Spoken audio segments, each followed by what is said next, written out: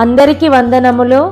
ఈ దినపు పరలోకపు మన్నా నిర్గమాకాండము 39వ అధ్యాయము 1వ వచనం నుండి 43వ వచనం వరకు చూసినట్లయితే, యెహోవా మోషేకు ఆజ్ఞాపించినట్టు పరిశుద్ధ స్థలములో అహరోను చేయు సేవ నిమిత్తము నీల ధూమ్ర రక్త వర్ణములు గల సేవా వస్త్రములను అనగా ప్రతిష్ఠిత వస్త్రములను కుట్టిరి. మరియు అతడు బంగారుతోనూ నీల ధూమ్ర రక్త వర్ణములు గల నూలుతోనూ పేనిన సన్న నారతోనూ ఎఫోదును చేసెను. నీల ధూమ్ర రక్త వర్ణములు గల నూలుతోనూ సన్న నారతోనూ చిత్రాకారుని పనిగా నేయుటకు బంగారును రేకులుగా కొట్టి అది తీగలుగా కత్తిరించిరి. దానికి కూర్చు భుజఖండములను చేసిరి. దాని 2 అంచులయందు అవి కూర్పబడెను. దాని మీదనున్న దాని విచిత్రమైన దట్టి ఏకాండమై దానితో సమమైన పని గలిగి బంగారుతోనూ నీల ధూమ్ర రక్త వర్ణములు గల పేనిన సన్న నారతోనూ చేయబడెను. అట్లు యెహోవా మోషేకు ఆజ్ఞాపించెను. మరియు బంగారు జవలలో పొదిగిన లేత పచ్చలను సిద్ధపరచిరి. ముద్రలు చెక్కబడినట్లు ఇశ్రాయేలీయుల పేర్లు వాటి మీద చెక్కబడెను. అవి ఇశ్రాయేలీయులకు జ్ఞాపకార్థమైన రత్నములగునట్లు ఎఫోదు భుజముల మీద వాటిని ఉంచెను. అట్లు యెహోవా మోషేకు ఆజ్ఞాపించెను. మరియు అతడు ఎఫోదు పనివలె బంగారుతోనూ నీల ధూమ్ర రక్త వర్ణములు గల పంక్తులతోనూ సన్న నారతోనూ చిత్రకారుని పనిగా పతకమును చేసెను. అది చచౌకముగా నుండెను. ఆ పతకమును మడతగా చేసిరి. అది మడవబడినదై జేనెడు పొడుగు జేనెడు వెడల్పు గలది. వారు దానిలో 4 పంక్తుల రత్నములను పొదిగిరి. మాణిక్య గోమేదిక మరకతములు గల పంక్తి మొదటిది, పద్మరాగ నీల సూర్యకాంత మనుగులు గల పంక్తి రెండవది, గారుత్మతకము యష్మురాయి ఇంద్రనీలమును గల పంక్తి మూడవది, రక్తవర్ణపు రాయి సులీమాని రాయి సూర్యకాంతమును గల పంక్తి నాలుగవది.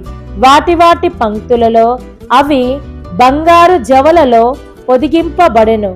ఆ రత్నములో ఇశ్రాయేలీయుల పేర్ల చొప్పున 12 ముద్రల వలె చెక్కబడిన వారి పేర్ల చొప్పున 12 గోత్రముల పేర్లు ఒక్కొక్క దాని మీద ఒక్కొక్క పేరు చెక్కబడెను. మరియు వారు ఆ పతకమునకు మేలిమి బంగారుతో అల్లిక పని అయిన గొలుసులు చేసిరి.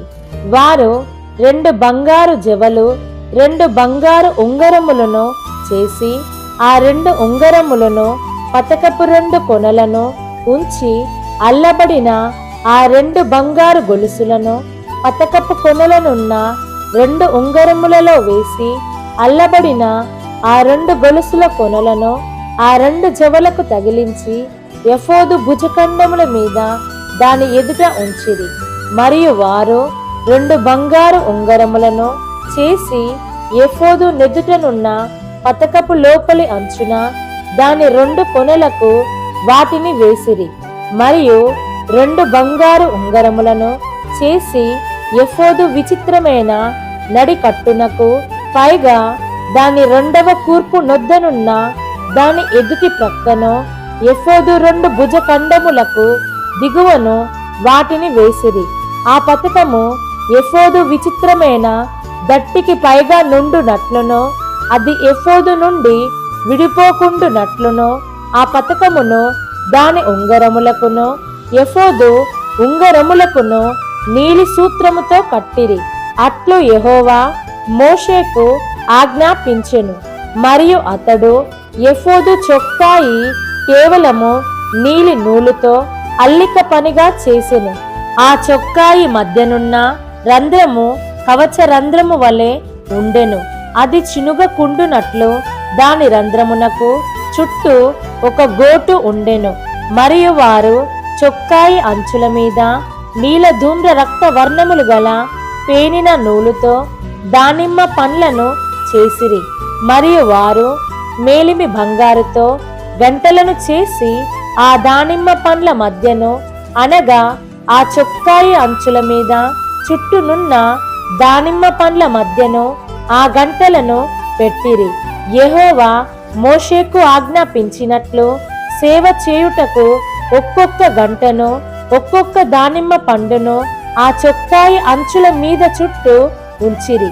మరియు యెహోవా మోషేకు ఆజ్ఞాపించినట్లు వారు అహరోనుకును అతని కుమారులకును నేత పని అయిన సన్న నార చొక్కాయిలను, సన్న నార పాగాను, అందమైన సన్ననార కుళ్ళాయిలను, పేనిన సన్ననార లాగులను, నీల ధూమ్ర రక్త వర్ణములు గల పేనిన సన్న నారతో బుటా పని అయిన నడికట్టును చేసిరి.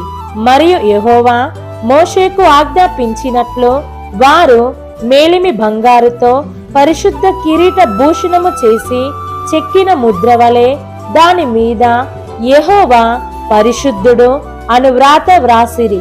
యెహోవా మోషేకు ఆజ్ఞాపించినట్లు పాగాకు మీదుగా కట్టునట్లు దానికి నీలి సూత్రమును కట్టిరి. ప్రత్యక్షపు గుడారపు మందిరము యొక్క పని యావత్తును సంపూర్తి చేయబడెను. యెహోవా మోషేకు ఆజ్ఞాపించిన ప్రకారముగానే ఇశ్రాయేలీయులు చేసిరి. అప్పుడు వారు మందిరమును, గుడారమును, దాని ఉపకరణములన్నిటినీ, దాని కొలుకులను, పలకలను, కమ్ములను, స్తంభములను, దిమ్మలను, ఎరుపు రంగు వేసిన పొటేళ్ల తోళ్ల పైకప్పును, సముద్ర వస్తల తోళ్ల పైకప్పును, కప్పు తెరను, సాక్ష్యపు మందసమును, దాని మోత కర్రలను, కరుణాపీఠమును, బల్లను, దాని ఉపకరణములన్నిటినీ, సముఖపు రొట్టెలను, పవిత్రమైన దీప వృక్షమును, సవరించు దాని ప్రదీపములను, అనగా దాని ప్రదీపముల వరుసను, దాని ఉపకరణములన్నిటినీ, దీపము కొరకు తైలమును, బంగారు వేదికను, అభిషేక తైలమును, పరిమళ ధూప ద్రవ్యములను, శాల ద్వారమునకు తెరను, ఇత్తడి బలిపీఠమును, దాని కుండు ఇత్తడి జల్లెడను, దాని మోతకర్రలను, దాని ఉపకరణములన్నిటినీ, గంగాలమును, దాని పీటను, ఆవరణపు తెరలు, దాని స్తంభములను, దాని దిమ్మలను, ఆవరణ ద్వారమునకు తెరను, దాని త్రాళ్లను, దాని మేకులను, ప్రత్యక్షపు గుడారములో మందిర సేవ కొరకైన ఉపకరణములన్నిటినీ, పరిశుద్ధ స్థలములోని యాజక సేవార్థమైన వస్త్రములను, అనగా యాజకుడైన అహరోనుకు పరిశుద్ధ వస్త్రములను, అతని కుమారులకు వస్త్రములను మోషే యుద్ధకు తీసుకుని వచ్చిరి. యెహోవా మోషేకు ఆజ్ఞాపించినట్లు ఇశ్రాయేలీయులు ఆ పని అంతయు చేసిరి. మోషే ఆ పని అంతయు చూచినప్పుడు యెహోవా ఆజ్ఞాపించినట్లు వారు దానిని చేసి యుండిరి. అలాగుననే చేసి యుండిరి గనుక మోషే వారిని దీవించెను. దీన్ని మనం అర్థం చేసుకున్నట్లయితే ఈ అధ్యాయంలో దేవుని ఆజ్ఞ చొప్పున గుడారము నిర్మాణము సంపూర్తి చేయడం జరిగింది. అహరోను ప్రధాన యాజకుడు. అతడు ధరించిన వస్త్రములు యేసుక్రీస్తు వస్త్రములకు సాదృశ్యముగా ఉంది. మరియు పరిశుద్ధ కిరీటంపై వారు రాసిన యెహోవా పరిశుద్ధుడు అనే మాటను మన హృదయం అనే పలక మీద యెహోవా పరిశుద్ధుడు అని మనము రాసుకునే వారిగా ఉండుటకు ఇది నిదర్శనము. అలాగే ప్రత్యక్ష గుడారము నిర్మాణానికై ఎంతో ప్రత్యేకమైన విధానముతో పాటు ఎన్నో ఉపకరణములను వినియోగించడం జరిగింది.